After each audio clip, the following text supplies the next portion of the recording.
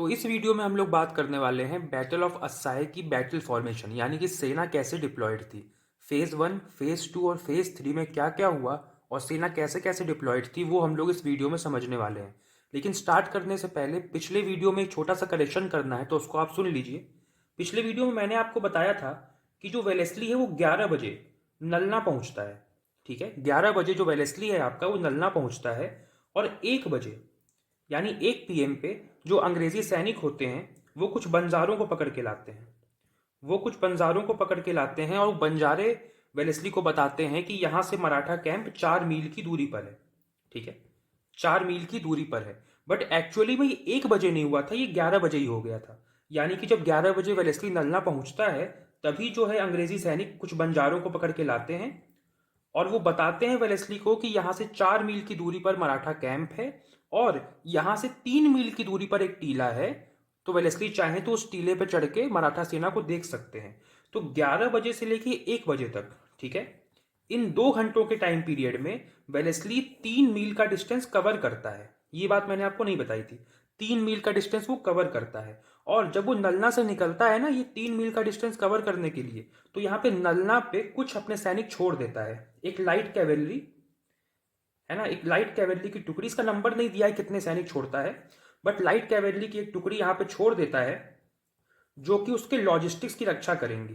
ठीक है, वो अपने लॉजिस्टिक्स को नल्ला में ही छोड़ करके आगे की तरफ निकलता है। ठीक है, और उसकी सुरक्षा के लिए लाइट कैवेलरी छोड़ देता है। तो 11 बजे नलना से निकलता है वेलेस्ली। 11 से 1-2 घंटे के भीतर वो 3 मील का डिस्टेंस कवर करता है और 3 मील के बाद उसको टीला मिलता है। ठीक है, 11 से 1 बजे तक 3 मील चढ़ा। उसके बाद 1 बजे उसको टीला मिलता है और 1 बजे वो टीले पर चढ़ के मराठा सेना को देखता है। तो मराठा सेना यहाँ से 1.5 मील की दूरी पर रहती है। अब आप सोचोगे कि सर 4 मील था, 3 मील चला, तो यहाँ पे 1 मील होना चाहिए। थोड़ा बहुत हो सकता है ऊपर नीचे, अंदाजा तो इन्होंने भी लगाया होगा कि 4 मील था। तो 1 बजे वो टीले पर चढ़ता है और 1.5 मील की दूरी पर उससे मराठा कैंप दिखता है। अब उसको मराठा कैंप कैसा दिखा, ये आपका फर्स्ट फेज हम लोग अब स्टार्ट करते हैं। फर्स्ट फेज को स्टार्ट करने से पहले एक बार आप सेनाएं देख लीजिए कि ब्रिटिश और मराठा की सेना में कौन कौन था। ठीक है, तो पहले हम लोग ब्रिटिश का देख लेते हैं।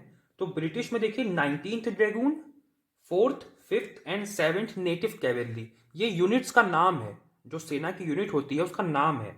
19th ड्रैगून इसका नाम है और इसको लीड कर रहे थे कर्नल मैक्सवेल। ठीक है, इसको लीड कौन कर रहे थे? कर्नल मैक्सवेल, 19 ड्रैगून को। और 4th, 5th और 7th ही नेटिव कैवेलरी है। नेटिव कैवेलरी का मतलब ये होता है कि जो वहां के लोकल है ना, जो लोकल सेनाएं हैं उनकी कैवेलरी है, मतलब इंडियंस ही है इसमें। ठीक है, तो नेटिव कैवेलरी में, और इसमें पेशवा और मैसूर की भी कैवेलरी सेना शामिल थी। आपको याद होगा भाई, पेशवा तो ब्रिटिश के साथ ही है, पिछला वीडियो आपने देखा होगा, और मैसूर को तो ब्रिटिश ने जीत लिया था। तो पेशवा और मैसूर की कैवेलरी सेना भी इसमें शामिल है। और ये सारी कैवेलरी है, 19 ड्रैगून भी कैवेलरी फोर्स है, 4th, 5th और 7th ये तीनों नेटिव कैवेलरी हैं। तो नेटिव कैवेलरी को हम लोग कई बार एनसी लिख करके संबोधित करेंगे, एनसी बोलेंगे इसको, NC, 4th, 5th, 7th native cavalry. और 19 ड्रैगून भी क्या है? कैवेलरी है, जिसको कर्नल मैक्सवेल लीड कर रहा था। कुछ कुछ नाम आपको याद रखने हैं, जैसे 19 ड्रैगून को कर्नल मैक्सवेल लीड कर रहा था, ये आपको याद रखना है। तो ये सब आपकी कैवेलरी फोर्सेज हो गई। और नेटिव कैवेलरी में पेशवा और मैसूर की भी कैवेलरी थी। ठीक है, अब देखिए 78th and 74th highlander regiments and pickets, ये तीनों जो हैं 78, 74 और पिकेट्स, ये तीनों आपकी इन्फेंट्री सेना है, यानी पैदल सैनिक हैं इसमें।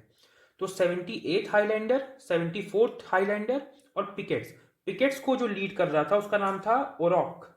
ठीक है, इसका नाम क्या था? ओरॉक नाम था, कर्नल था ये भी, कर्नल ओरॉक पिकेट्स को लीड कर रहा था। 78 हाईलैंडर रेजिमेंट को खुद वेलेस्ली लीड कर रहा था। ठीक है, इसको खुद वेलेस्ली लीड कर रहा था।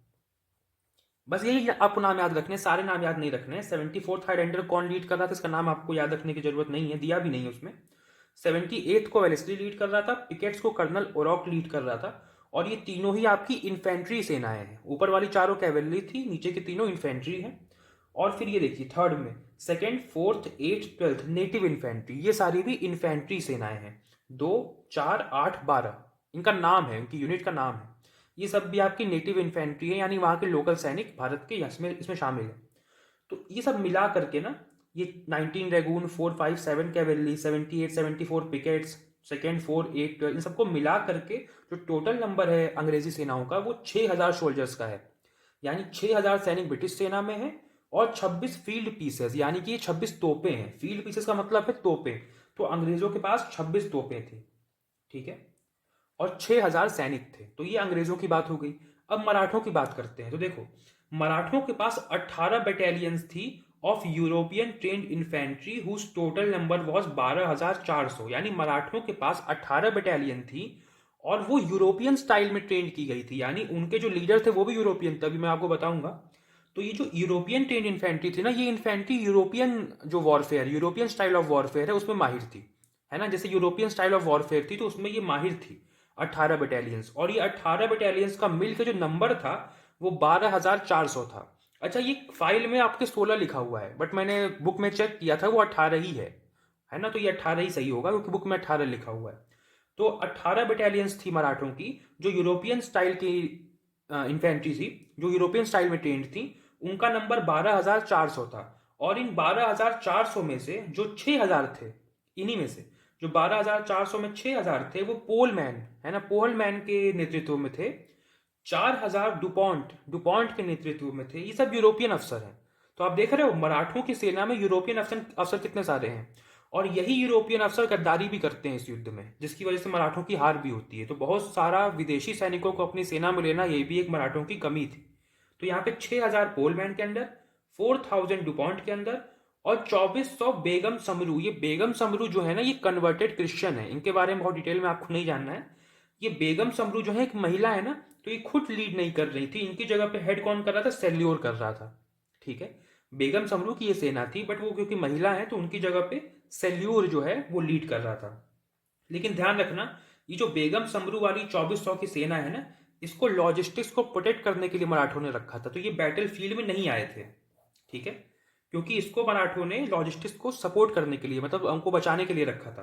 तो ये बैटल फील्ड में नहीं आए थे, तो इनको हम काउंट नहीं करेंगे।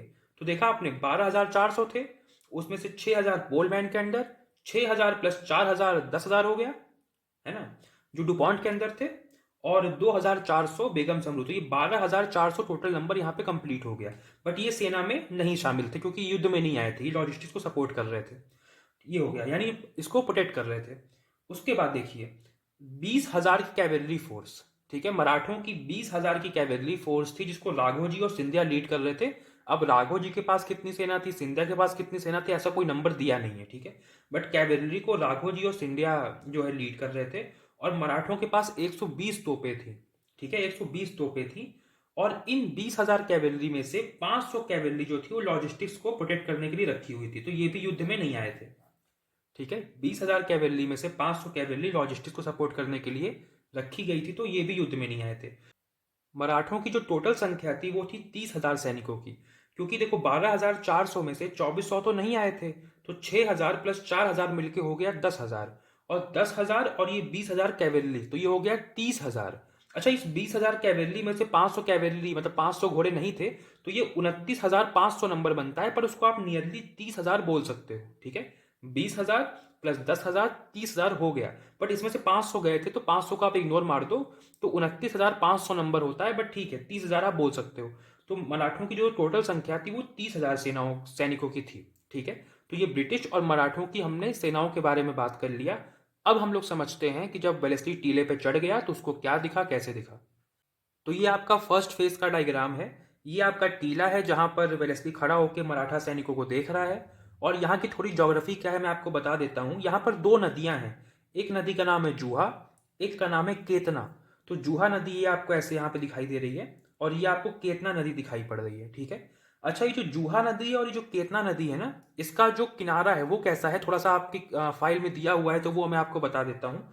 जो केतना नदी है ना वो काफी गहरी है, मतलब जगह जगह ये जो आपकी नदी है काफी गहरी है। और इसका जो किनारा है वो पथरीला है, आप इस फोटो में देख सकते हैं, ठीक है। तो केतना नदी का जो किनारा है वो पथरीला है और ये नदी काफी गहरी है।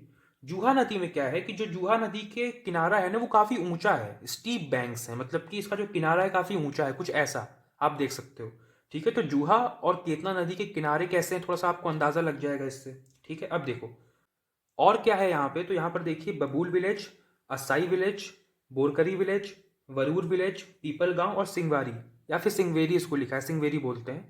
तो ये गांव है आपके कुछ, ठीक है। तो आपको जब वहाँ पे आप स्टैंड मॉडल बनाओगे ना, तो सबसे पहले आपको स्केल वगैरह कुछ भी ले लेना, हाथ से मत करना। स्केल वगैरह लेकर के मिट्टी में ऐसे गड्ढा कर देना, जैसे ही नदी आपकी बनी हुई है, ठीक है। और इस तरफ भी आप ऐसे गड्ढा कर देना, ठीक है।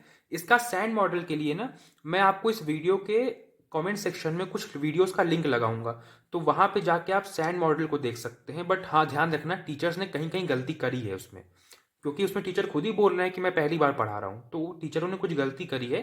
तो क्या गलती करी है वो मैं आपको बता दूंगा बस, लेकिन आपको देखना है सैंड मॉडल को, एक्सप्लेन तो मैं आपको कर रहा हूँ, आपको बस सैंड मॉडल को वहां पे देखना है। तो यहाँ पे थोड़ा सा गड्ढा कर दीजिएगा इसी शेप में, और इसी शेप में यहाँ पे गड्ढा कर दीजिएगा। और आपको वो देते हैं ना घर टाइप का, आप फोटो में देख लेना, जो घर जैसा आपको वो देते हैं, तो वो जहाँ जहाँ पे आपके गांव है ना वहाँ वहाँ पे रख देना। बबूल पे रख देना, यहाँ पे एक घर रख देना, असाई पे रख देना, बोरकरी पे रख देना, वरूर पीपल गांव और सिंगवारी यहाँ पे रख देना, आप सिंगवेरी यहाँ पर आप उन घरों को रख देना, ठीक है। अब देखो, ये आपकी ऊंची नीची भूमि है, यहाँ पर थोड़ी सी भूमि जो है ऊंची नीची है, आप फोटो में देख सकते हो कुछ इस तरह की भूमि है यहाँ पे। तो यहाँ पे थोड़ा सा आप ऐसे, जो आपका सैंड मॉडल होगा तो वहाँ पे आप मिट्टी में ऐसे ऐसे कर सकते हो थोड़ा बहुत, कि यहाँ पे ऊंची नीची भूमि है, इसको दिखाने के लिए, ठीक है। अब देखो, अब जैसे ही वेलेस्ली टीले पर से मराठा कैंप को देखता है ना, तो उसको दिखता है कि जो मराठों के घोड़े हैं वो यहाँ पर चल रहे हैं, चल रहे हैं मतलब घास चल रहे होंगे, तो वो यहाँ पर चल रहे हैं, तो ये कैवेलरी का सिंबल है। तो यहाँ पर मराठों के घोड़े चल रहे हैं, और यहाँ पर मराठों का कैंप है, मतलब यहाँ पे मराठों के टेंट लगे हुए हैं, शिविर लगे हुए हैं। तो यहाँ पर मराठों के शिविर हैं, और उस शिविर के गोलाकार में, यानी चारों तरफ गोलाकार में तोपें लगी हुई हैं। ये तोपों का सिंबल है, ये एक लाइन है, बगल में दो डॉट्स हैं, तो ये तोपों का सिंबल है। तो जहां पर मराठों के टेंट लगे हुए हैं उसके चारों तरफ सर्किल में तोपें लगी हुई हैं। तो आपको अपने सैंड मॉडल में ऐसे ही लगा देना है। आप क्या करना, तो मराठों को दिखाने के लिए वहां पे हरे रंग के सैनिक होंगे आपके पास, ठीक है। तो हरे रंग के सैनिकों से आप मराठों को दिखाओगे, और लाल रंग के सैनिकों से आप वेलेस्ली की सेना को दिखाओगे, ठीक है। तो आप क्या करना, कुछ मराठे सैनिक जो हरे रंग के होंगे उनको ले जा करके यहाँ पर रख देना। यहाँ पर मैं क्या करूंगा, आपको ब्लैक कलर से मराठे दिखाऊंगा और व्हाइट कलर से आपको अंग्रेज दिखाऊंगा, ठीक है। तो यहाँ पर आप कुछ मराठे सैनिक ऐसे रख देना, ठीक है, सर्किल में जितने आप रख सको। अब देखो, यहाँ पे कोई नंबर बहुत इंपॉर्टेंट नहीं है कि आपको कितने रखने हैं, जितने आप रख सको इस सर्किल में ऐसे आप रख देना। और इनके चारों तरफ गोलाकार में आप तोपे लगा देना, मतलब कि यहाँ पर भी, फिर यहाँ पर भी, फिर ऐसे ऐसे ऐसे ऐसे हर तरफ। क्योंकि मेरे पास यहाँ पे कम तोपे हैं, तोपे कहीं तोप तो है भी नहीं, पर वहां पे ज्यादा तोपे रहेंगी, तो आप यहाँ पे यहाँ पे यहाँ पे यहाँ पे ऐसे करते करते पूरा गोल घूमते हुए लगा देना। अभी आप स्टैंड मॉडल भी देख लेना इस वीडियो के कमेंट सेक्शन में, तो आपको क्लियर हो जाएगा। हालांकि वो जो बता रहे हैं उसको फॉलो मत करना, कहीं कहीं वो गलत बोल दे रहे हैं, ठीक है, तुमको भी पता नहीं चल रहा है। तो यहाँ पे आप तोपे ऐसे लगा देना चारों तरफ, ठीक है। तो मराठों के चारों तरफ तोपे लगी हुई थी। फिर इस तरफ आप मराठों के घोड़ों को रख देना, जो हरे कलर के आपको घोड़े दिए जाएंगे उनको आप इस तरफ ऐसे रख देना। अब यहाँ पर मेरे पास अभी 4 घोड़े हैं, वहां पे आप ज्यादा भी रख सकते हो, ठीक है। तो घोड़ों को ऐसे यहाँ पे रख देना। तो मराठों के जो सैनिक है उनको ऐसे गोलाकार में रख करके और इनके चारों तरफ तोप लगा देना, और यहाँ पे घोड़े रख देना, ठीक है। उसके बाद टीले पर आप खड़ा कर देना वेलेस्ली को, ठीक है। टीले पर आप वेलेस्ली को खड़ा कर देना। और वेलेस्ली के साथ क्या क्या आपको रखना है, तो वेलेस्ली के साथ आप कुछ घोड़े यहाँ पर रख लेना, ठीक है, कुछ ऐसे घोड़े रख लेना, एक सेकेंड। और कुछ इन्फेंट्री रख लेना, यानी पैदल सैनिक कुछ रख लेना, ठीक है। कुछ इन्फेंट्री रख लेना, कुछ कैवेलरी रख लेना, जितनी आप रख सको। और वेलेस्ली के पास 26 तोपें थी, उन 26 तोपों को बैल खींच रहे थे। तो आपको यहाँ पे तोपें नहीं रखनी है, क्योंकि वेलेस्ली की तोपें ना अल्टीमेटली यहाँ पे जो आपकी केतना नदी है ना यहीं पर रह जाती है। अभी मैं बताऊंगा क्या हुआ था। तो तोपें आपको नहीं दिखानी है, तोपों को खींचने वाले आपको बैल दिखाने हैं। तो बैल के लिए आपको ये दिया जाएगा वहाँ पे, आप देख लेना फोटो, शायद मैं लगा दूंगा यहाँ पे, फोटो शायद लगा दी होगी मैंने। तो वो जो बैल खींचते हैं ना, तो उन बैलों को आपको यहाँ पे दिखाना है। तो मैं आपको कुछ और दे देता हूँ यहाँ पे इस समय। मान लीजिए ये आपके बैल हैं, तो यहाँ पे कुछ बैल रख देना जो अभी वेलेस्ली की तोप को खींचने वाले हैं। तो कुछ इन्फेंट्री, कुछ कैवेलरी, कुछ यहाँ पे क्या बोलते हैं बैलगाड़ियाँ। अब कितनी रखनी है इसकी कोई दिक्कत नहीं, उसकी मत सोचो कितने रखने हैं, आप रख देना कुछ यहाँ पे। और यहाँ पर आपका वेलेस्ली, अच्छा वेलेस्ली ये होगा ना, ये किंग है ना, ये वेलेस्ली होगा। तो अब वेलेस्ली इन सेनाओं को देख रहा है यहाँ पे, ठीक है। तो अब हम यहाँ से शुरू करेंगे अपना फर्स्ट फेज, ठीक है। तो फर्स्ट फेज में स्टार्टिंग में आपको ऐसे ही सेना को लगा देना है, जहां जहां गांव है वहां पे वो रख देना, जो मैंने आपको बताया था, जहां जहां पे गांव है रख देना। और ऐसे आपको सेना डिप्लॉय कर देनी है फर्स्ट फेज में। अभी फर्स्ट फेज खत्म नहीं हुआ है, अभी आपको फर्स्ट फेज में बताना भी है। जब सेकेंड फेज होगा तो मैं बताऊंगा कि सेकेंड फेज है, अभी फर्स्ट फेज ही चलेगा। जब तक ये वेलेस्ली नदी पार नहीं कर लेता तब तक फर्स्ट फेज ही चलता रहेगा। ठीक है, देखो। अच्छा, एक बात का ध्यान रखना, अब हम फर्स्ट फेज शुरू कर रहे हैं, कुछ भी नोट मत करना। जो भी आपको नोट करना ज़रूरी है सब मैंने ऑलरेडी लिख दिया है और पीडीएफ फॉर्मेट में डाल दिया है। वो भी आपको इस वीडियो के कमेंट सेक्शन में मिल जाएगा। तो आप सिर्फ सुनिए इस वीडियो को, वरना लिखने बैठोगे तो फिर आपको याद ही नहीं होगा। तो आप इसको सुनो, फिर जाके उस पीडीएफ को पढ़ लेना। जो मैं बता रहा हूँ उसको वहाँ पे सीक्वेंस वाइज लिखा हुआ है। और उसको फाइल से कंपेयर मत करना, फाइल में कोई चीज़ आगे पीछे लिखी हुई है जिससे कन्फ्यूज़न होता है। किताब में भी बहुत कन्फ्यूज तरह से दिया हुआ है, मैं तो बहुत दिन से पढ़ रहा हूँ, तब जाके मुझे क्लियर हुआ कि कैसे कैसे है। क्योंकि मैं वीडियो तभी बनाना सोचा कि तभी बनाऊंगा जब तक मैं खुद क्लियर ना हो जाऊं। अगर मैं खुद क्लियर नहीं होऊंगा तो मैं कैसे बना सकता हूँ वीडियो। तो किताब में भी कई जगह पे कंफ्यूज किया है, फाइल में भी कंफ्यूज किया है। तो मेरा पीडीएफ पढ़ना, उसमें मैंने आसान भाषा में सही तरह से लिखा हुआ है, तो आपको समझ में आ जाएगा। तो कुछ भी नोट मत करना, अब बस को सुनते रहो। ठीक है, अब देखो। जैसे ही मराठों ने देखा कि वेलेस्ली अपनी सेना के साथ यहाँ पर आ चुका है, मराठों ने अपने टेंट के तंबू उखाड़े और ये जो आपकी जूहा नदी है ना, इसके समानांतर, समानांतर का मतलब पैरेलल खड़े हो गए। ठीक है, इस तरह से आप ऐसे खड़ा कर देना इनको। और कुछ सैनिक भी आप लगा सकते हो चाहो तो, यहाँ पर और सैनिक लगा देना। ठीक है, देखो आप सैनिक बाद में ऐड करते हो उससे कोई दिक्कत नहीं है। ठीक है, बाद में आप सैनिकों को ऐड कर सकते हो। और इस तरफ आपके घोड़े खड़े हो गए। ठीक है, आपके घोड़े खड़े हो गए इस तरफ राइट साइड में। तो जैसे ही मराठों ने देखा कि वेलेस्ली की सेना सामने आ चुकी है, उन्होंने क्या किया, अच्छा जो तोप गोल घूमी हुई थी ना, क्योंकि मैंने आपको बताया था आपको बहुत सारी तोपें लगानी है जो गोल गोल, मतलब गोल हो पूरी तरह से, उन सारी गोल तोपों को भी ये सामने की तरफ ले आए। ठीक है, जितनी भी गोल तोपें थी उनको भी ये सामने ले आए। अब गोल कुछ नहीं है, सब सामने है। और ये पंक्तिबद्ध होकर खड़े हो गए। ठीक है, और ये जो मराठों का जो राइट फ्लैंक है, अगर आप मराठे इस तरफ देख रहे हैं तो उनका जो राइट फ्लैंक होगा वो उस तरफ बनेगा। तो राइट फ्लैंक पर कैवेलरी फोर्स खड़ी हो गई, ये आपकी कैवेलरी फोर्स है। थोड़ा सा टॉप व्यू है ना, तो शायद पता नहीं दिख रहा हो ठीक से या ना दिख रहा हो, ये आपकी कैवेलरी फोर्स है, घोड़े हैं यहाँ पे। ठीक है, ये आपके घोड़े हैं। तो ये राइट फ्लैंक पर आपके कैवेलरी फोर्स खड़ी हो गई। और लेफ्ट फ्लैंक, ये मराठों का लेफ्ट फ्लैंक, फ्लैंक का मतलब क्या होता है, देखो फ्लैंक का मतलब होता है पार्श्व, हिंदी में पार्श्व बोलते हैं। तो फ्लैंक या पार्श्व का मतलब होता है साइड, साइड वाला हिस्सा। तो फ्लैंक जब मैं बोलता हूँ उसका मतलब होता है साइड वाला हिस्सा। तो जो राइट साइड वाला हिस्सा है वहाँ पे घोड़े खड़े हो गए, और जो लेफ्ट साइड वाला हिस्सा है वहाँ पे इन्फेंट्री खड़ी हो गई जो अस्साई गांव तक फैली हुई थी। देखो यहाँ पे अस्साई गांव है, तो ये अस्साई गांव तक फैली हुई थी। और जो गोल तोपें थी उनको भी सामने लगा लिया इन लोगों ने। यहाँ पे और ज़्यादा तोपें आप खड़ी कर देना, मतलब जितनी आपने गोल में लगाई थी ना उनको सामने लगा देना। ये बस आपको करना है। अगर आप थोड़ा सा दिमाग लगाओगे तो कर लोगे। हालांकि मैंने कमेंट में सैंड मॉडल का भी डाल दिया है वीडियो, ताकि वहां पर भी देख सको कि टीचर कैसे लगा रहे हैं। ठीक है, इसी बीच क्या होता है कि मराठों की घुड़सवार सेना की एक टुकड़ी जो है वो सिंगवेरी घाट, क्योंकि सिंगवेरी विलेज है तो यहाँ पे एक घाट है, तो उसका नाम पड़ गया सिंगवेरी घाट। तो सिंगवेरी घाट से नदी के इस तरफ चली आती है वेलेस्ली की सेना का अंदाजा लेने की, वेलेस्ली की सेना कितनी है, और अंदाजा लेकर के वो वापस अपनी सेना में मिल जाती है। बस इतना होता है। अच्छा, घाट का मतलब मैं थोड़ा सा आपको बता देता हूँ। घाट का मतलब ये है कि वहां पर जो पानी है ना वो बहुत कम है।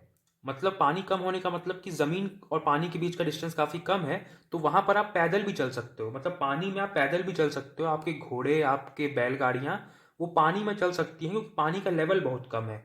तो जहां जहां पे गांव होते हैं ना वहां पे घाट जरूर होते हैं ताकि वो लोग क्रॉस कर सकें। तो सिंगवेरी गांव है तो यहाँ पर एक घाट है। ठीक है, इसीलिए मराठों की जो कैवेलरी फोर्स है वो इस घाट से होते हुए इस तरफ आकर के इन पे अंदाजा लेने के लिए कि कितनी सेना है और वापस भी चली जाती है। ठीक है, लेकिन ध्यान रखना मराठों ने क्या कर रखा है ना कि इस सिंगवेरी गांव पर एक तोप लगा रखी है। ठीक है, सिंगवेरी गांव पर इन्होंने तोप लगा रखी है।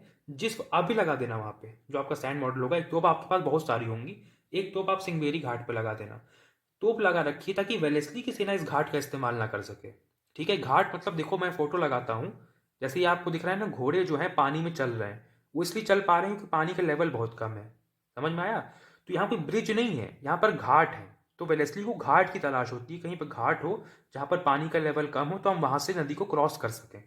तो सिंगवेरी घाट जो है यहाँ पर वो नदी को क्रॉस कर सकता है वेलेस्ली, पर कैसे करेगा क्योंकि मराठों ने यहाँ पे तोप लगा दी।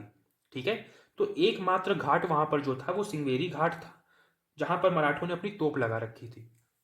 और एक तोप मराठों ने अस्साई गांव पर लगा रखी थी, तो आप यहां पर एक तोप रख देना। ठीक है, ये तोप मैंने यहां पे रखी है। एक तोप अस्साई गांव पर थी, एक तोप आपकी सिंगवेरी गांव पर थी। अब वेलेस्ली सोचता है कि मैं क्या करता हूं, मराठों का जो बायां फ्लैंक है, मराठों का ये बायां फ्लैंक होगा, तो मराठों की किसी तरह से बाएं फ्लैंक पर हमला करता हूँ और इनकी इन्फेंट्री सेना को ख़त्म करता हूँ और इनकी तोपों को नष्ट करता हूँ। लेकिन इस कार्य की पूर्ति के लिए वेलेस्ली को केतना नदी को पार करना था। अब मैंने आपको बताया केतना नदी गहरी है, तो वेलेस्ली यहाँ से एक नदी को पार नहीं कर सकता कि यहाँ से पार कर लिया, उसके लिए घाट की आवश्यकता है, जैसे सिंगवेरी घाट। बट सिंगवेरी घाट पे तोप लगा रखी है, तो यहाँ से क्रॉस नहीं कर सकता है। तो वेलेस्ली सोचता है कि अब क्रॉस कैसे किया जाए। तो वेलेस्ली को ये सूचना मिलती है कि जहाँ पर ये जो जूहा नदी है और जो केतना नदी है उसका संगम होता है ना, जहाँ पर इन दोनों नदियों का संगम होता है उससे कुछ दूर पहले दोनों जो केतना नदी है आपकी, उसके किनारे पर वरूर गांव और पीपल गांव है। उसके दोनों किनारों पर वरूर गांव और पीपल गांव है। तो वरूर गांव और पीपल गांव के बीच में कम्युनिकेशन के लिए एक घाट होने की संभावना है, ऐसा वेलेस्ली को इन्फॉर्मेशन मिलती है। मराठों को इसका बिल्कुल अंदाजा नहीं होता है, मराठों को पता ही नहीं होता है कि यहाँ पर भी एक घाट हो सकता है। लेकिन जो वेलेस्ली के जो गुप्तचर थे वो उसको सूचना देते हैं कि जहाँ पर जूहा और केतना का संगम होता है उससे पहले नदी के दोनों किनारों पर वरूर और पीपल गांव है, जिनके बीच कम्युनिकेशन के लिए घाट होने की संभावना है। तब वेलेस्ली डिसाइड करता है कि मैं क्या करता हूँ कि इस नदी जो केतना नदी है वो इस तरफ बह रही है, इस तरफ बह रही है, तो इस केतना नदी के बहाव की दिशा में आगे बढ़ता हूँ और घाट की मैं तलाश करता हूँ कि यहाँ पर कोई घाट है या फिर घाट नहीं है। ठीक है। और यहाँ से निकलने से पहले वेलेस्ली क्या करता है, अपनी घुड़सवार सेना अपनी घुड़सवार सेना की एक टुकड़ी को सिंगवेरी घाट के पास ही छोड़ देता है। क्योंकि मान लो जब वेलेस्ली यहाँ से क्रॉस कर रहा होगा तो मराठे इस जो सिंगवेरी घाट है यहाँ से पीछे से आके हमला कर सकते हैं, तो उससे बचने के लिए वेलेस्ली अपनी एक घुड़सवार सेना यहाँ पर छोड़ देता है और बाकी अपना पूरा ये इन्फेंट्री कैवेलरी अपने बैल ये सब लेकर के ये आगे की तरफ बढ़ता है। अच्छा, एक बात बतानी रह गई थी, आप जानते हो ना, अब तो क्लियर हो गया ना कि वेलेस्ली ने डिसाइड कर लिया है कि वो मराठों पे हमला करेगा। जब वेलेस्ली यहाँ पर पहुँचता है ना, क्योंकि डिसाइड तो ये हुआ था कि 24 तारीख को बोरकार दान में वो क्या बोलते हैं स्टीवेंसन से मिलेगा, है ना, जो स्टीवेंसन था कर्नल स्टीवेंसन। लेकिन उससे पहले 23 सितंबर को ही ये सब हो जाता है कि मतलब उसको मालूम चल जाता है कि मराठा सेना यहाँ पर है। तो वो हमला करने का डिसाइड करता है और स्टीवेंसन का वेट नहीं करता है। तो स्टीवेंसन का वेट क्यों नहीं करता है, हमला क्यों करता है, उसके दो रीज़न हैं जो आपकी किताब में दिए हैं। पहला रीज़न तो ये है कि मैंने आपको बताया ना कि जब वो नलना से निकला था, 3 मील का डिस्टेंस उसने कवर किया था, तो नलना से निकलते वक्त उसने अपने लॉजिस्टिक्स जो हैं वो नलना में ही छोड़ दिए थे एक कैवेलरी फोर्स के अंडर। और उसको डर इस बात का था कि मराठे, अगर मैं हमला नहीं करता हूँ तो मराठों की जो लाइट कैवेलरी वो लूट मार करने में बहुत माहिर है, तो वो हमारी उस लॉजिस्टिक्स को लूट लेगी। तो पहला डर उसको इस बात का था कि अगर हम हमला नहीं करते हैं और भागते हैं तो वो हमला करेंगे और हमारी लॉजिस्टिक्स को ले लेंगे। दूसरा रीज़न ये होता है कि वेलेस्ली को ये लगता है कि यहाँ पर मराठों की इन्फेंट्री, उनके घोड़े, उनकी तोपें सब एक जगह पर इकट्ठा हैं, तो यही मौका है इनको नेस्तनाबूद करने का। अगर मैं आज हमला नहीं करता हूँ तो ये फिर से कहीं और चले जाएंगे और फिर इनसे जो है संघर्ष काफ़ी लंबा हो जाएगा। यहाँ पर मौका है कि हमला करके मैं यहीं पर संघर्ष को ख़त्म कर दूँ। तो ये दो रीज़न, अपने लॉजिस्टिक्स की सुरक्षा के लिए और मराठों से जल्दी निर्णय करने के लिए, वेलेस्ली हमला करने का डिसाइड करता है और स्टीवेंसन का वेट नहीं करता है। ठीक है, चलिए वापस आते हैं। तो मैंने आपसे क्या बोला कि अब वेलेस्ली अपनी एक कैवेलरी फोर्स को यहाँ टीले पे पास छोड़ करके, सिंगवेरी घाट के पास छोड़ करके आगे बढ़ता है। और जैसे ये लोग आगे बढ़ते हैं मराठा तोपें हमला करना शुरू करती हैं। ध्यान रखना पूरी लाइन में तोपें हैं, मेरे पास कम तोपें हैं तो पूरी लाइन में आप तोपें इमेजिन कर लेना। तो मराठा तोपें हमला करना शुरू करती हैं। इस हमले में जो वेलेस्ली का अंगरक्षक है वो मारा जाता है। वेलेस्ली के अंगरक्षक को आके एक गोला लगता है और उसकी यहाँ पर मौत हो जाती है। तो वेलेस्ली का अंगरक्षक मरता है यहाँ पे। बाकी ज़्यादा कोई नुकसान नहीं होता है और बहुत कोई हैवी शेलिंग मराठे नहीं कर रहे होते हैं। हाँ, जरूर उसका अंगरक्षक मारा गया, बट स्टिल वो बड़े आराम से बहुत कम लड़ाई के साथ वो पीपल गांव के पास पहुंच जाते हैं अपने बैल, अपनी इन्फेंट्री और अपने घोड़ों को लेकर के। ठीक है, वो यहाँ पर पहुंच जाते हैं। मैं घोड़े कुछ और ऐड कर लेता हूँ, आप कहीं पर भी ऐड कर सकते हो, उसमें कोई दिक्कत नहीं है। ठीक है, यहाँ पर वो पहुंच जाते हैं। तो बस ये ध्यान रखना कि जब वो यहाँ पे पार कर रहे होते हैं तो यहाँ पे उनका अंगरक्षक मर जाता है वेलेस्ली का। ठीक है, और वो लोग यहाँ पहुँच जाते हैं। अब ध्यान रखना ना, जो कमेंट सेक्शन में मैंने फर्स्ट फेज के लिए वीडियो लगाया है उसमें जो टीचर बता रहे हैं ना वो बताते हैं कि वेलेस्ली की जो बैलगाड़ियाँ हैं ना कुछ यहाँ पर भी मारी जाती हैं। बट किताब में ऐसा नहीं दिया है, किताब में सिर्फ ये दिया है कि अंगरक्षक केवल मरता है यहाँ पे और बहुत ही साधारण मुकाबले के साथ वेलेस्ली जो है पीपल गांव पहुंच जाता है। वेलेस्ली की जो बैलगाड़ी है ना वो यहाँ पर मरती हैं। तो वो जो वीडियो में बता रहे हैं कि यहाँ पर मरती हैं, ऐसा किताब में नहीं दिया है। तो बस मैंने बता दिया इस बात को, आप उनका वीडियो फिर देख लेना फर्स्ट फेज के लिए। अच्छा, तो ये पीपल गांव पहुंच जाते हैं। बस इनका यहाँ पे अंगरक्षक मरता है। जैसे ही लोग पीपल गांव पहुंचते हैं, मराठों की तोप जो असाई गांव पर लगी हुई थी ना, वो उसको उठा के वरूर गांव पर लगा देते हैं। ठीक है, मराठों की जो तोप असाई गांव पर लगी हुई थी, उसको उठा के वो वरूर गांव पर लगा देते हैं ताकि इन पे हमला कर सकें। अब देखो वेलेस्ली क्या करता है। वेलेस्ली आदेश देता है अपने पेशवा और मैसूर की कैवेलरी फोर्स को। मैंने आपको बताया था कि जो ये ब्रिटिश के पास कैवेलरी फोर्स थी, उसमें पेशवा की कैवेलरी फोर्स और मैसूर की कैवेलरी फोर्स भी थी। तो वेलेस्ली आदेश करता है कि सेना के राइट साइड से होते हुए ये जो पेशवा की कैवेलरी फोर्स है और ये जो आपकी मैसूर की कैवेलरी फोर्स है, वो पीपल गांव पर ही रहे ताकि पीछे से मराठों का हमला हो तो उसको रोक सके। मान लो इनको हरा दिया इन लोगों ने, जो यहाँ पे कैवेलरी फोर्स छोड़ा है, और मराठे यहाँ से भागते हुए यहाँ पर आ गए, तो उसकी सुरक्षा के लिए यहाँ पे पेशवा की कैवेलरी फोर्स और आपके मैसूर की कैवेलरी फोर्स रहती है। और वेलेस्ली ऑर्डर करता है अपनी इन्फेंट्री को कि तुम आगे बढ़ो। अब देखो यहाँ पर घाट है, थोड़ा सा यहाँ पे जगह कम है, इन्होंने अपनी तोप वरूर पर लगा ली है। यहाँ पर एक घाट है जो दोनों को यहाँ पर ज्वाइन करता है। जैसे ये लोग यहाँ पर पहुंचे, इनको मालूम चला कि हाँ वो बात सही थी कि वरूर और पीपल गांव के बीच एक घाट है। तो वेलेस्ली आदेश करता है अपनी इन्फेंट्री सेना को कि तुम आगे बढ़ो। तो इन्फेंट्री सेना आगे बढ़ती है, उसके पीछे पीछे वेलेस्ली की जो बाकी की कैवेलरी फोर्स होती है वो आगे बढ़ती है। आप घोड़ों की संख्या, पैदल सैनिकों की संख्या सब बढ़ा सकते हो, कोई दिक्कत नहीं है। तो वो आगे बढ़ती है। जैसे ही ये लोग बहुत बहादुरी के साथ लड़ते हुए इन्फेंट्री और घोड़े आगे बढ़ रहे होते हैं, लेकिन इन तोपों की वजह से जो ये वेलेस्ली की तोपें थी ना, जिनको बैल खींच रहे थे, वो बैल मारे जाते हैं। तो आप क्या करना, मैंने आपको बताया था ना कि बैलों को दिखाने के लिए ब्लॉक कार्ड्स आपको दी जाएंगी, तो उनको आप यहाँ पानी में ही छोड़ देना। क्योंकि आप जो मिट्टी से ऐसे बनाओगे ना, तो वहाँ पे गड्ढा हो जाएगा, तो उसी गड्ढे में इसको छोड़ देना जो इनकी बैलगाड़ियाँ हैं। क्योंकि जो वेलेस्ली की तोपें थी ना, उनको बैलगाड़ी खींच रही थी, और बैलगाड़ियों को इन जो मराठों की तोपें थी ना, उन्होंने मार दिया था। जो वरूर गांव पे तोप ले आए लोग, अस्थाई से वरूर पे ले आए थे। तो अब ध्यान से बात को समझो, क्योंकि वेलेस्ली की बैलगाड़ियां मर गई हैं, तो वेलेस्ली को अपनी तोपों को भी पानी में छोड़ के ही आगे बढ़ना पड़ा। क्योंकि तोपों को खींचने के लिए बैल जरूरी है, हाथ में थोड़ी ना कोई तोप लेकर के आएगा, बहुत बड़ी बड़ी तोपें होती थी। तो बैलगाड़ी मर गई, तो यहाँ पर इनकी तोप सफल नहीं हो पाई और तोपें पानी में ही रह गई, और इनकी बैलगाड़ियां भी यहीं पर रह गई। लेकिन बहुत बहादुरी से उसके बावजूद पैदल सैनिक और घोड़े क्रॉस करते हैं इस क्या बोलते हैं घाट को। और जब ज्यादा संख्या में अंग्रेज सैनिक इनको दिखाई पड़ते हैं, तो मराठों को भी मजबूरी में वापस अपनी तोप को अस्थाई पर लेके जाना पड़ता है।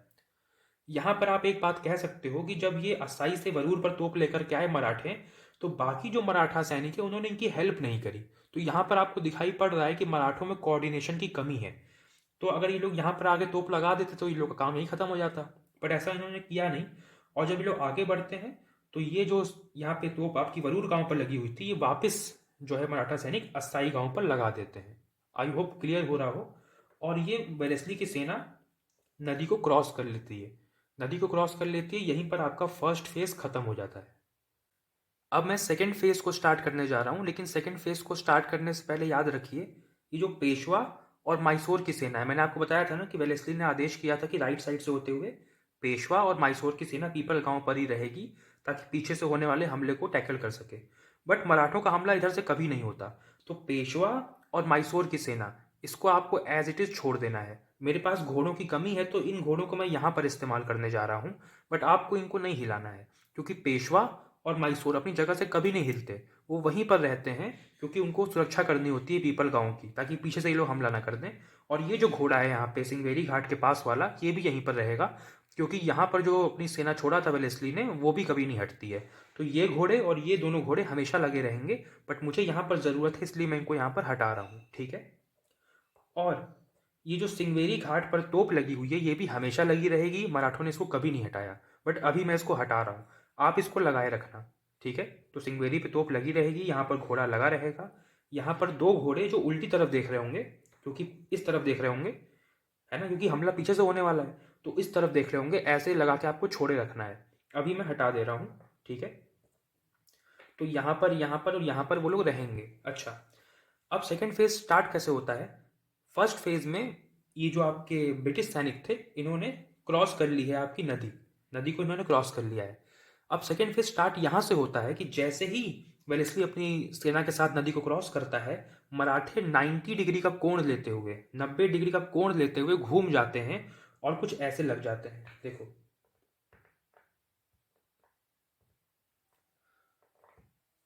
एक सेकंड, थोड़ा अब इसको पीछे कर लेता हूँ मैं, जगह थोड़ी कम है। ठीक है, और अपनी आगे ऐसे तोपे लगा लेते हैं। थोड़ा और पीछे कर लेता हूँ इसको ऐसे। और अस्थाई पे तोप लगी हुई थी, कुछ सैनिक आप बढ़ा सकते हो। ठीक है, मैं कुछ सैनिक यहाँ पर बढ़ा ले रहा हूँ क्योंकि मुझे ज़रूरत है अभी यहाँ पे। ये मैंने, चलिए इसको ही बढ़ा लेता हूँ। ठीक है, अब देखो हुआ क्या, मराठे सीधा खड़े थे, है ना, सीधा खड़े थे, तो वहाँ से वो 90 डिग्री का कोण लेते हैं, 90 डिग्री का कोण लेते हैं, लेकिन सिर्फ आधी सेना ही जो है वो ऐसे कोण ले पाती है, बाकी जुहा नदी के पैरेलल ही खड़ी रहती है। और इनके पीछे घुड़सवार सैनिक आपको लगाने हैं। ठीक है, जितने घोड़े होंगे उतने लगाना है यहाँ पे, एक्स्ट्रा भी ले आना, मतलब पूरी लाइन को फिल कर देना। मेरे पास घोड़े कम है, इस पूरी लाइन को आप फिल कर देना। ठीक है, तो मेरा ये कहना है कि जैसे ही इन्होंने क्रॉस किया, मराठों ने बड़ी आराम से अपना पोजीशन चेंज कर लिया, बड़ी इजीली चेंज कर लिया, और 90 डिग्री का कोण लेते हुए ये ऐसे खड़े हो गए। कोई दिक्कत तो नहीं होगी इसमें, बस 90 डिग्री का कोण लिया और कुछ नहीं किया है, और तोपों को आगे लगा लिया है, बस इतना ही काम किया है। और आधी ही सेना घूम पाती है, आधी वैसी की वैसे मैंने खड़ी रखी है। ठीक है, आधी घूम पाती है, आधी वैसे ही रहती है। तो और ये घोड़े आप ऐसे खड़े कर लो।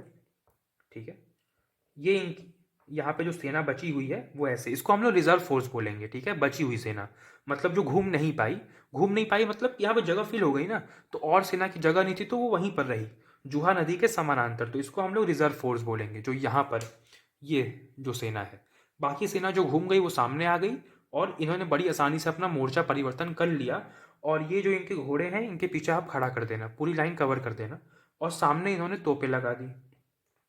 असाई गांव पर तोप लगी हुई है, इमेजिन कर लेना। ठीक है, असाई पर तोप लगी हुई है, सिंगवेरी पर तोप लगी हुई है। ठीक है, अच्छा, जैसे ही मराठों ने अपना मोर्चा परिवर्तन किया, अब वेलेस्ली क्या करता है, वेलेस्ली भी अपना कुछ करेगा। तो वेलेस्ली अपनी सेनाओं को 3 पंक्तियों में खड़ी करता है, और इन तीनों पंक्तियों को आपके नाम भी आपको याद रखने हैं। 3 पंक्तियों में खड़ा करता है, कैसे देखो। तो वेलेस्ली ने अपनी सेना को 3 पंक्तियों में खड़ा किया, और इन सब का आपको नाम भी याद रखना है, मैं बता दे रहा हूँ क्या नाम है। और वहां पर जब आप लगाओगे ना, तो वहां पर भी आपको इतने ही सैनिक खड़ा करने हैं, मतलब 4 यहाँ पर ब्रिटिश गनमैन्स जो होंगे, ब्रिटिश के पास गन थी, है ना, तो 4 यहाँ पे गन वाले खड़ी कर देना, उसके पीछे 3 गन वाले, उसके पीछे 4 घोड़े, इतने ही खड़े भी करने, ज़्यादा नहीं खड़े करने वहां पे। और इनका आपको नाम भी याद रखना है, ध्यान रखना, ये 78th HR है, और 78th HR को खुद वेलेस्ली ही लीड कर रहा था। HR का मतलब हाईलैंडर रेजिमेंट, पीछे सेना देख लेना, मैंने लिखवा दिया है। 78th HR का मतलब 78 हाईलैंडर रेजिमेंट, जिसको वेलेस्ली खुद लीड कर रहा था, तो मैंने वेलेस्ली को यहाँ पर रखा है। उसके बाद सेकेंड एनआई, एनआई का मतलब नेटिव इन्फेंट्री, ये भी सेना में थी, जाके चेक कर लेना। सेकेंड एनआई, फिर ये 8 एनआई, 8 एनआई ये है, और ये पिकेट्स हैं, पिकेट्स जिनको कर्नल ओरॉक लीड कर रहा है, पिकेट्स हैं। फिर पीछे आओ, ये सेकेंड और 8 हो गया, ये आपका 4th एनआई है, ये आपका 12th एनआई है। ठीक है, 4th एनआई है और 12th एनआई, इसको आपको याद रखना है। और ये आपका 74th HR है, 74th हाईलैंडर रेजिमेंट, ये आपका 78 था, ये आपका 74 है। ठीक है, उसके बाद ये आपका जो है 7th native cavalry, 7th NC है, ये 7th नेटिव कैवेलरी। फिर ये आपका 5th नेटिव कैवेलरी, ये आपका 19th ड्रैगून है, जिसको कर्नल मैक्सवेल लीड कर रहा है। और ये आपका फिर 4th NC यानी 4th नेटिव कैवेलरी है। अब ये याद कैसे रहेगा, इसको एग्जैक्ट आपको याद रखना है, वो आपसे ऐसे पूछ सकते हैं किसका क्या नाम है, इसका क्या नाम है, आपसे ऐसे पूछ सकते हैं। तो कैसे याद करना, तरीका क्या है इसका। तो सबसे बड़ा नंबर जो है वो सबसे आगे खड़ा है, नंबर 1 पर खड़ा है, पहली लाइन में पहले नंबर पे खड़ा है सबसे बड़ा नंबर, 78HR, और उसको वेलेस्ली लीड कर रहा है, ऐसे याद रख लेना 78। उसके बाद इसको ध्यान रखना, 2, 4, 8, 12 ऐसे, ये 2 है, ये 8 है, ये 4 है, 12 है, तो आप इसको ऐसे याद रख लेना। फिर ये पिकेट्स है, ये पिकेट्स है, और ये 74th HR बचा हुआ। ठीक है, तो सबसे बड़ा नंबर पहली लाइन में सबसे आगे खड़ा होगा, 78HR, खुद इसको वेलेस्ली लीड कर रहा है। फिर second NI, 8th NI, pickets, 4th NI, 12th NI, और आपका 74th HR। फिर यहाँ पे आप देखो कैसे कर सकते हो, इसको आप घटते हुए क्रम में याद रख लेना, देखो कैसे करोगे। इसको मैं अभी हटा देता हूँ। ये आपका 7th NC है, 7th नेटिव कैवेलरी, ये आपका 5th नेटिव कैवेलरी, ये आपका 4th नेटिव कैवेलरी। पहले इसको घटने घटते क्रम में लगा दो, 7, 5, 4, 7, 5, 4 घटते क्रम में लगा दो। फिर आपका जो 19th ड्रैगून है, उसको 5 और 4 वाले के बीच में घुसा दो, ऐसे करके इसको बीच में घुसा दो। तो ये आपका बन जाएगा 7, 5, 19 और 4, ये 7, 5 और 4 नेटिव कैवेलरी हैं और ये 19th ड्रैगून है। तो ये पोजीशन थोड़ी सी आपको याद रख लेनी है। 78th HR, 2nd NI, 8th NI pickets, 4th NI, 12th NI और ये आपका 74th एचआर, ये आपका 7th native cavalry, 5th native cavalry, 19th dragoon और 4th नेटिव कैवेलरी। थोड़ा सा आप इसको याद कर लेना, ठीक है। तो अब क्या होता है, वेलेस्ली जैसे ही देखता है कि मराठों का जो आगे वाला फ्रंट है वो काफ़ी बड़ा है, तो वो अपने फ्रंट को बड़ा करने के बारे में सोचता है कि मुझे भी अपने फ्रंट को बड़ा करना है। उसके लिए वो पिकेट्स को आदेश करता है, जो पिकेट्स हैं इनको आदेश करता है कि वो अपने राइट साइड में 500 गज, 500 फीट, 500 गज दूर हट जाएं। और 74th एचआर को आदेश करता है कि वो पिकेट्स के पीछे से होते हुए उनके राइट साइड में जगह लें, पीछे से होते हुए उनके राइट साइड में जगह लें। ऐसा आदेश 74th एचआर को करता है। और 4th एनआई और 12th एनआई को बोलता है कि आप जो यहाँ जगह खाली हो गई है उसको कवर करें, ताकि उनका फ्रंट भी बड़ा हो जाए। तो 4th एनआई और 12th एनआई को बोलता है कि आप जगह को कवर करें, और जो कैवेलरी फोर्स होती है उसको बोलता है कि आप जूहा नदी तक फैल जाएं। ये जूहा नदी है, तो कैवेलरी फोर्स को जूहा नदी तक फैलने का आदेश करता है। लेकिन अभी ये हो ही रहा होता है कि मराठे बहुत तेजी से तोपें चलाना शुरू कर देते हैं, तो ये हो नहीं पाता। पिकेट्स को आदेश मिल गया था, पिकेट्स चले गए थे, उनके पीछे 74th एचआर चले गए थे, लेकिन जब इनको जगह लेनी थी आगे की तरफ तो ये बहुत आगे नहीं जा पाते और यहाँ से मराठे तोप चलाना शुरू कर देते हैं। ध्यान रखना, यहाँ इनको पूरा तोप से भर देना। और यहाँ पर मराठों की 120 तोपें लगातार लाइन से लगी हुई थी और 120 तोपें लगातार इन पर फायरिंग कर रही थी, जिसकी वजह से ये आगे जगह नहीं ले पाते हैं। और ये जो 78th एचआर है ना, इसके पास भीड़ की तरह इकट्ठा हो जाते हैं। अच्छा, आप मुझे बताओ, अगर सामने बीच में हमला हो रहा है तो ये बाएं साइड ही खिसकेंगे बचने के लिए, तो ये बाएं साइड पे खिसक जाते हैं, ठीक है, बाएं साइड पे खिसक जाते हैं। अच्छा, पिछले वाले फिगर में मैंने आपको एक बात बताई थी कि मैं भूल गया था, मुझे याद नहीं है। यहाँ पर मैंने ये जो बनाया है ना, इसका मतलब है ऊंची नीची भूमि, जो मैंने आपको स्टार्टिंग में दिखाई थी ना कि यहाँ पे ऊंची नीची भूमि है, ठीक है, उसका ये मतलब था। इसीलिए ऊंची नीची भूमि होती है तो कई बार तोपों से बच जाते हैं ना, झुक जाते हैं भूमि के नीचे, है ना, तो तोपों से बच जाते हैं। तो ऊंची नीची भूमि यहाँ पर थी, लेकिन फिर भी बीच में जब हमला होगा तो ये जो अंग्रेज सैनिक हैं ये लेफ्ट साइड में खिसक जाते हैं और 78th एचआर के पास भीड़ की तरह इकट्ठा हो जाते हैं। और ये जो आपके घुड़सवार सेना थे ये भी जूहा नदी तक फैल नहीं पाते, लेकिन पिकेट्स और 74th एचआर को आदेश मिल गया था तो ये आगे बढ़ते रहते हैं। अच्छा, अब मैंने आपको बताया था कि असाई गांव पर तोप लगी रहेगी तो उसको लगाए रखना। तो असाई गांव पर तोप लगी हुई है।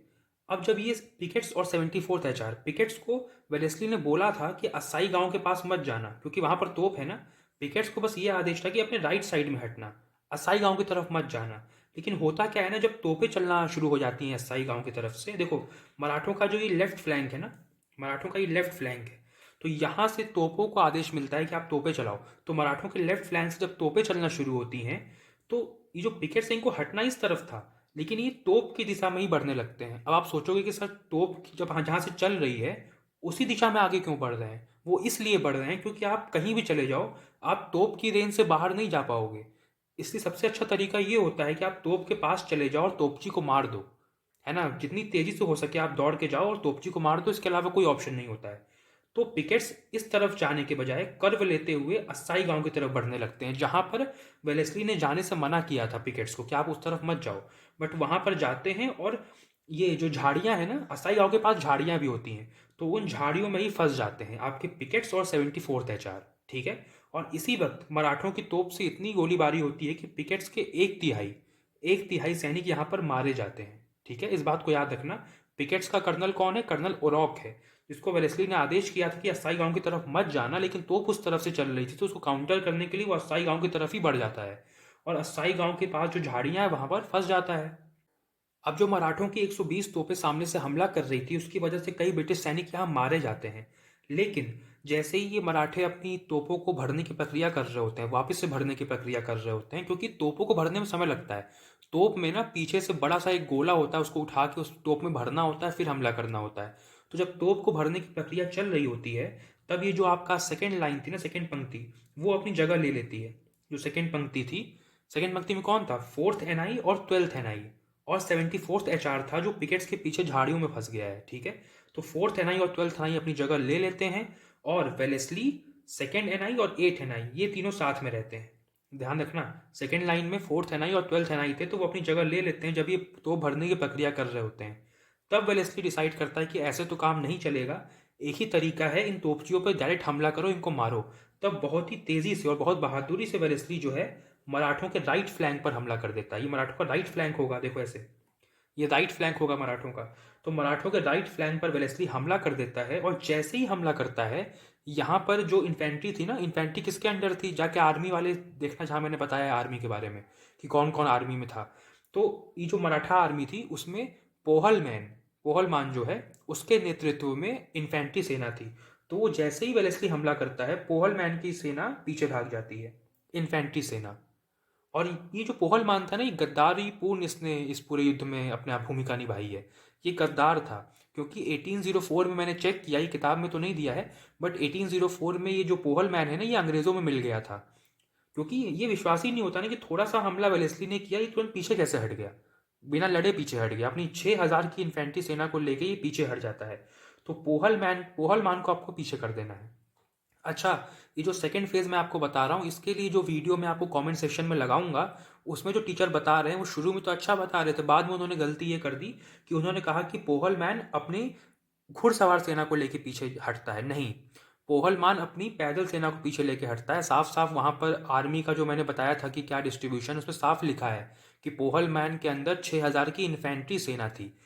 एक्चुअल में बुक में क्या लिखा है ना कि पोहलमान और कुछ जो यूरोपीय अफसर थे वो घोड़े पर बैठ के युद्ध क्षेत्र से भागते हुए नजर आते हैं। तो पोहलमान खुद घोड़े पर था, वो बात सही है, बट उसके साथ इन्फेंट्री सेना थी, तो इन्फेंट्री सेना पीछे हटती है, कैवलरी सेना पीछे नहीं हटती है। और आपको ये डाउट होगा कि सर पक्का आप सही हो कि वो टीचर गलत बता रहे हैं, आप सही बता रहे हो? तो थर्ड फेज के लिए जो मैं टीचर का आपको वीडियो लगाऊंगा ना, उसने इन्फेंट्री सेना को ही पीछे किया है, ठीक है? तो ऐसा नहीं है, टीचर में आपस में ही वो है। तो मैं आपको वो बता रहा हूँ जो एकदम सही है। थर्ड फेज जब आप देखोगे तो उसमें टीचर ने इन्फेंट्री को ही पीछे भेजा, जो कि सही है, ठीक है? तो इन्फेंट्री सेना यहाँ पर पीछे जाएगी पोहलमान की, और यहाँ के कुछ सैनिक जो बीच में थे वो इनके पीछे खड़े हो जाते हैं। जो मराठों का लेफ्ट फ्लैंक है, मराठों का जो लेफ्ट फ्लैंक है उसके पीछे सैनिक खड़े हो जाते हैं। तो जो पोहलमान के कुछ सैनिक थे वो चले जाते हैं युद्ध क्षेत्र से पीछे, और कुछ सेना इसके पीछे खड़ी हो जाती है, यानी मराठों के लेफ्ट फ्लैंक के पीछे खड़ी हो जाती है। और ये घोड़े भी यहीं पे खड़ा कर लो आप, पीछे कहीं पे खड़े हो जाते हैं। और वेलेस्ली यहाँ पर घुसता है और तोपचियों को मारना शुरू करता है, ठीक है? सारे तोपचियों को यहाँ पर मार देता है, और ये वही जगह है जहाँ पर तोपची मरने का नाटक करते हैं। तो आपके पास जो डब्बा होगा ना, वहाँ से आप कुछ तोपची निकालना, तोपची मतलब वही नॉर्मल जो ब्रिटिश सैनिक, सॉरी, जो मराठा सैनिक होते हैं, नॉर्मल कुछ निकालना, और यहाँ पर उनको लेटा देना, जैसे मैं आपको दिखाता हूँ। अभी मेरे पास ब्लैक रंग के सैनिक तो नहीं है, पर आप इन्हीं को ऐसे यहाँ पे गिरा हुआ दिखा देना, ठीक है?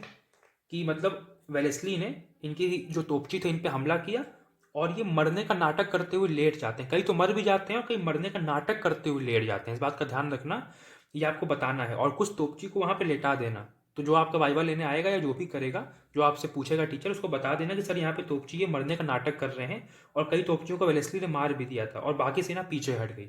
आप देख रहे हो मराठा सेना लगातार पीछे ही हटती जा रही है, ठीक है? वेलेस्ली का हमला होता है और वो पीछे हट जाते हैं। अच्छा, मेरे जो नोट्स हैं पीडीएफ में, जो मैं आपको पीडीएफ भेजूंगा जहाँ से आपको इसको पढ़ना है, कोई घटना उसमें आगे पीछे हो सकती है, तो उसकी टेंशन मत लेना, बस पढ़ लेना, समझ जाना क्या क्या हुआ था। एक आध घटना आगे पीछे भी हो जाएगी तो कोई वो नहीं है, क्योंकि बहुत सारी चीज़ें साथ में हो रही हैं। अब देखो क्या होता है। अब सिंधिया क्या करता है, अपनी कैवेलरी फोर्स को ले जाता है अस्थाई गांव की तरफ से। सिंधिया जो है, इस मैंने आपको बताया था कैवेलरी फोर्स सिंधिया और राघोजी भोसले के अंडर थी। तो सिंधिया अपनी कैवेलरी फोर्स को अस्थाई गांव की तरफ से ले जाता है और पिकेट्स और 74th एचआर पर हमला करता है।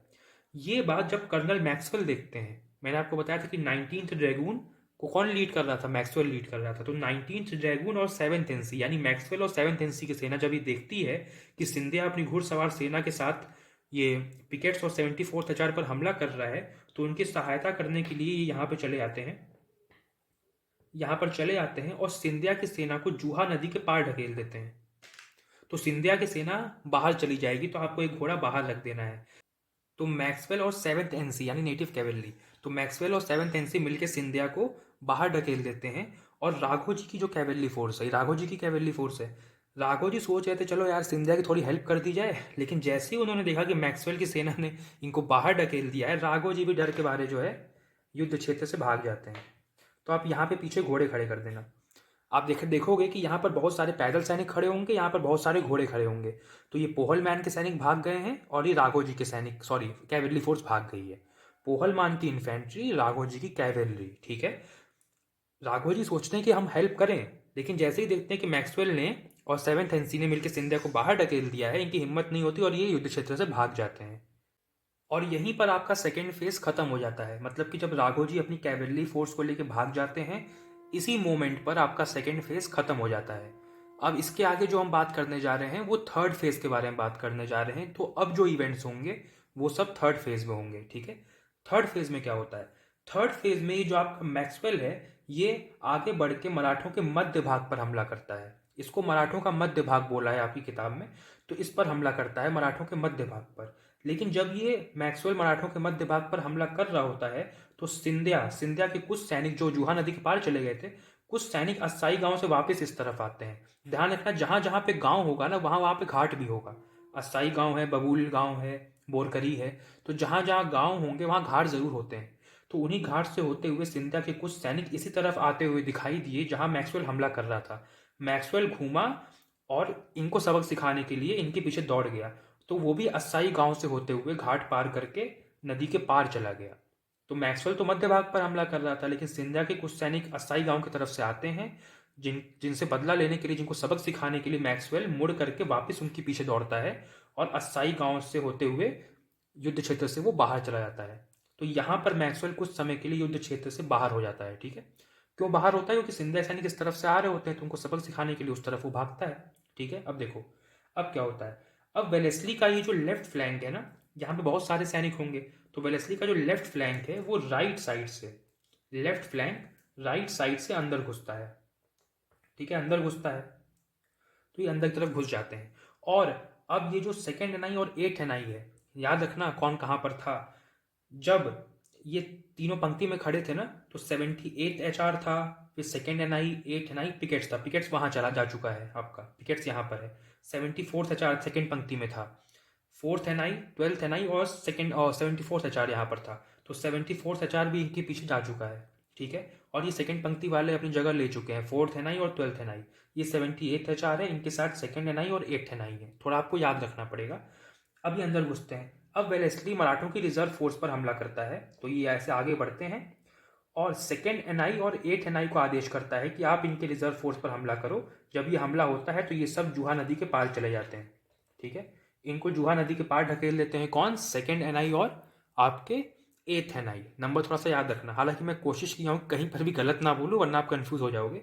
सेकेंड एनआई और एट्थ एनआई मिलकर इनको बाहर कर देते हैं। ये आपके सेकेंड पंक्ति के फोर्थ एनआई, 12th एनआई है, ये 74th एचआर है, ये पिकेट्स है, और ये जो इनका कुछ खास काम नहीं था। यहाँ पे आपका ये मैक्सवेल है और ये आपकी 7th नेटिव कैवेलरी है, ठीक है। तो ये वेलेस्ली यहाँ पर अंदर घुस जाता है, इनको बाहर कर देता है।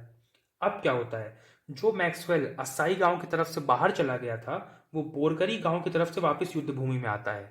जो अस्साई गांव से घूम के वापस ये बोरकरी वाले साइड से वापस युद्ध भूमि में आता है। और अब क्योंकि तोपची तो मरने का नाटक कर रहे हैं, तोप चला नहीं रहे हैं, तो बड़ी आसानी से मैक्सवेल अंदर घुस जाता है। तो मैक्सवेल अंदर घुस जाता है। अच्छा, अब इस सिचुएशन में आपकी किताब में एक बात लिखी है, तो वो बात मैं आपको भी बता दे रहा हूँ।